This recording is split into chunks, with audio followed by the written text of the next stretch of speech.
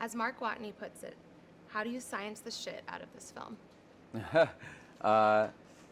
Yeah, it's something. It's really the crux of the movie and the book, and it was what I think what I loved about the book and what I think a lot of people loved is Andy Weir just kind of walks you through scientifically kind of what you would have to do to survive on Mars, and so you've got this character, this really capable astronaut who's a botanist, who's very, very bright, who has this great sense of humor, who finds himself stranded by himself on this very inhospitable planet, and from there, Andy Weir just kind of follows the science, and what I love about it is it's kind of very approachable. It's not anything that seems kind of beyond our capacity to understand as laymen. It's really actually entertaining, and to watch this guy kind of go step by step and do what he has to do to survive.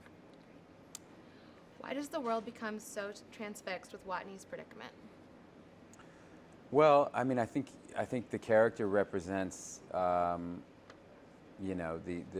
very kind of cutting edge of humanity, and the pointy end of the spear, like the edge of that envelope of what's possible, and what we know we all need, which is to someday move some of the species off the planet to ensure the species' survival, and the people who are doing that work in kind of its infancy right now are incredibly brave and heroic people, and so I think that in the story the rest of us on Earth have this understanding of what this person has sacrificed, and the kind of the beauty of that, and so they want to do everything they can to bring him back, because he represents the best of all of us.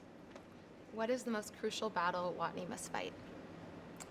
Well, I mean, Watney's kind of got his life is like an up at dawn siege of like things that he has to make sure that his habitat is maintained so that he can breathe.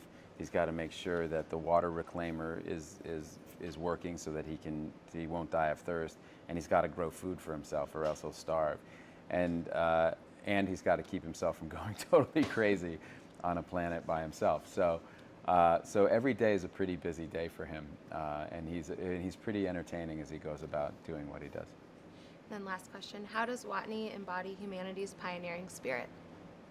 Well, he really is these astronauts really are like the pioneers, in the sense that, they do something that's incredibly brave and risky, but incredibly necessary. And it's those of us who have that spirit in them to kind of push farther and extend our reach. And those are the ones that'll ensure that we carry on as a species.